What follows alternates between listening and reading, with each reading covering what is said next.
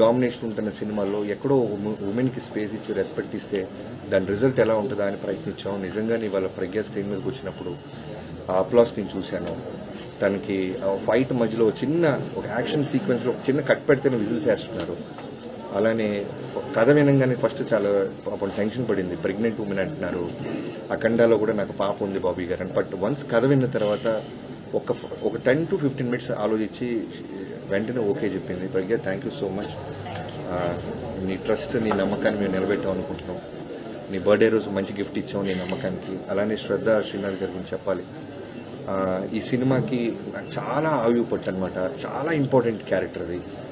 అంటే 100కి 100 మార్క్స్ వేసే పర్ఫార్మెన్స్ చేసే ఒక గర్ల్ కావాలి మాకు. సో నాకు బిఫోర్ జెర్సీ నేను విక్రమ్ వేద సినిమా చూశాను చెన్నైలో. సో ఆ సినిమా చూసినప్పుడు అనుకున్నాను ఎట్టి పరిస్థితుల్లో ఏదైనా మంచి సీన్ మంచి క్యారెక్టర్ ఏదైనా ఉంటే శ్రద్ధ గారిని అప్రోచ్ అవ్వాలని. అలా అప్రోచ్ అవ్వడం జరిగింది.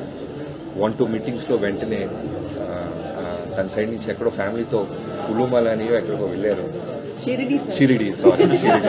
షిరిడీలో సిగ్నల్ లేదు sir, I with my parents, can I get back to you అన్నారు.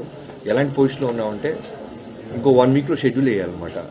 నేను ధైర్యంగా మా కోడేటర్ సోమరాజు గారు, రాధా గారు కలిసి షెడ్యూల్ వేసేస్తున్నాను. శ్రద్ధ సిన్హా అని కాస్ట్యూమ్స్లతో కూర్చొని మాట్లాడేస్తున్నాం. బట్ అమ్మాయి వస్తారు కదా అని ఎక్కడో చిన్న క్వశ్చన్ మార్క్. బట్ ఫైనల్లీ శ్రద్ధ గారు ఓకే అనటం. ఈరోజు సినిమాలో నిజంగా సెకండ్ హాఫ్లో 2 ఉమెన్ కలిసి ఈ సినిమాని చాలా, అంటే బాలకృష్ణ గారు అనేది ఒక సుప్రీం పవర్, ఒక వాల్కెనో లాంటిది. దానికి పక్కన ఒక పిల్లర్స్ లాగా ఉంటూ ఈ సినిమాని ఒక బ్యూటిఫుల్ ఫ్యామిలీ ఫిల్మ్ చేసిందంటే మేము రాసిన రైటింగ్ అవ్వచ్చు, వీళ్ళిద్దరు ఇచ్చిన పర్ఫార్మెన్స్ దానికి చాలా బాగా యాడ్ అయింది. అలానే ఊర్వశి జనరల్గా సాంగ్ కోసమే పెడతాం అనుకుంటారు. బట్ నాకు సినిమా మొత్తంలో ఒక సెటిల్డ్ పర్ఫార్మెన్స్లో వెళ్తున్నాం. నేరేషన్ కొత్తగా పట్టుకున్నాం. పేసీగా పరిగెత్తుంది సినిమా. గ్లామర్తో పాటు సాంగ్ కోసం ఎవరో బయట నుంచి ఒక అమ్మాయిని తెస్తే బాగోదు, కథలో నుంచి ఒక అమ్మాయి ఉండాలని ఊర్వశిని అప్రోచ్ అయ్యాం. తను కూడా నా మీద ఉన్న రెస్పెక్ట్, బాలగౌ గారి మీద ఉన్న గౌరవంతో వెంటనే ఓకే అని. అలానే తను ఇంటర్వెల్కి వచ్చి యాక్షన్లో లీడ్ తీసుకుంటున్నప్పుడు అప్లాస్ చాలా హ్యాపీగా ఫీల్ అవుతున్నాను. అండ్ యుగంధర్ గారి గురించి చెప్పాలి. నేను ఎప్పుడు అంటే డైరెక్టర్గా మనం మెట్టు ఎదుగుతున్నప్పుడు సినిమా టు సినిమా మనకు మెచ్యూరిటీ లెవెల్స్ తెలుసుకుంటూ ఉంటాం. ఆ ప్రాసెస్లో వాటర్ని, ఫైర్ని, యానిమల్స్తో అంత ఈజీగా సీజీల జోలికి వెళ్ళకూడదు. బట్ నేను రాసేసుకున్నాం ప్రాసెస్ అదంతా హై ఓన్ చేసుకున్నాం. సో అలాంటి టైంలో యుగంధర్ గారికి పిలిచి ఎపిసోడ్స్ అని చెప్పి ఆయన ధైర్యాన్ని ఇచ్చాడు.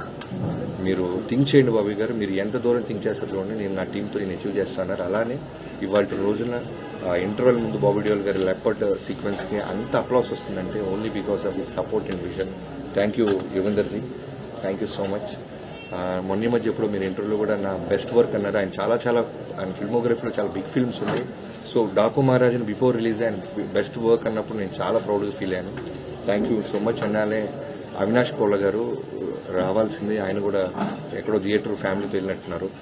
సో అవినాష్ గారితో ఫస్ట్ టైం చేస్తున్నానండి. నిజంగానే ఈ టీం అందరూ కూడా, అంటే భగవంతుడు ఒక మంచి బ్లాక్ బస్టర్ ఇవ్వడానికి ఒక మంచి టీంని తనే పంపిస్తాడన్నట్టు టెక్నీషియన్స్ నుంచి రావటంలో అవినాష్ కోళ్ళ గారు